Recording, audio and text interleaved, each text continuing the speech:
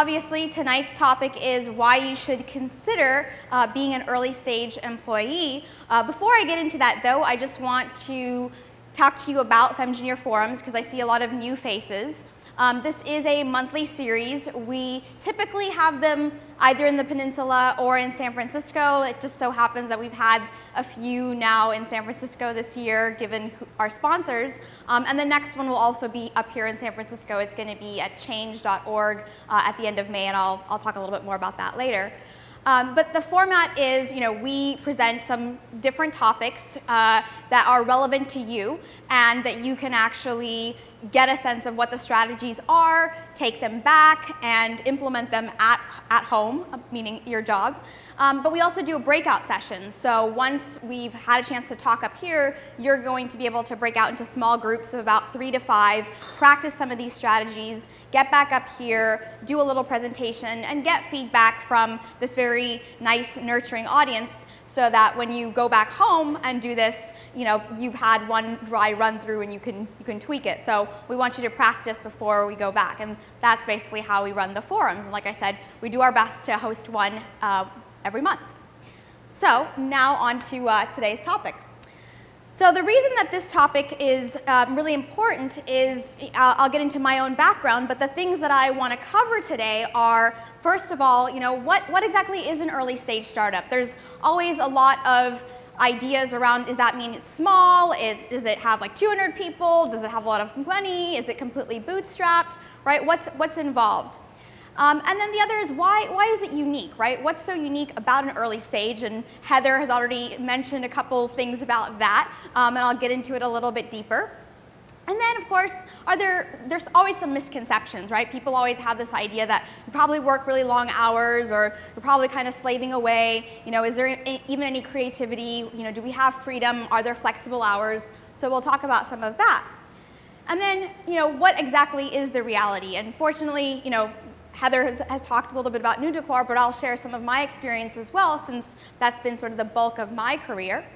And then we'll get into some more of the specifics around early stage startups, because I think a lot of people have this question like, what does it mean to be bootstrapped? What does it mean to be venture backed? What's all these financing rounds? What equity should I expect? What salary should I expect, right? So we'll get into some of those concretes that you might not get honest answers from if you go into some other circles. So we'll do that, and then we'll certainly have a Q&A at the end where you can feel free to ask me any deeper questions that you have. And like I said, we'll do the breakout session.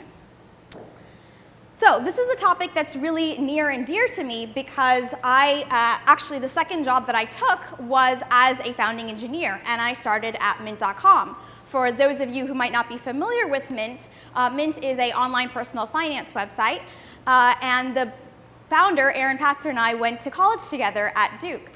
So when he was getting started with the idea, I desperately wanted to come on board. I was still a little bit nervous because, like Francis mentioned, I was only a couple years out of school. I wasn't sure if I would be able to perform, but I got to learn so much. And the truth of it was, I came in, I had some experience, but it was being able to not just learn about how to build a product end to end, but also learn about how to build a company and how other divisions within that company operated.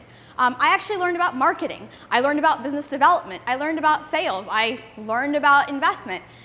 So these were all things that I never would have fathomed that I would be able to learn about had I just stuck to my corporate job.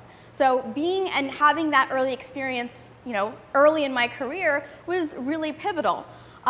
Fortunately for me, it was a successful exit, and so that also, was very motivating. And when people ask me that question, they're like, well, if it wasn't a success, would you have continued? It's hard for me to answer, right? Because I got to go back and think about what life would be like.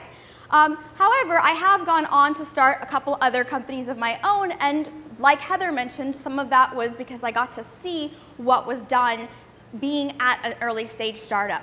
And that early stage, unlike later stages, is where you learn the most. You get to learn a little bit of the business side if you are technical. And for me, that lent me the confidence to then go out and say, hey, I want to start something of my own. So keep that in mind as you are thinking about what you could take from being at an early stage startup.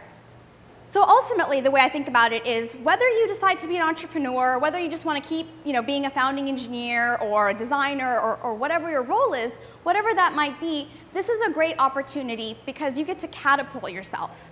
And as Heather mentioned, it's a chance for you to learn a lot of different things, right? No other time, maybe except from college, are you going to get to learn so much variety in terms of the work that you do.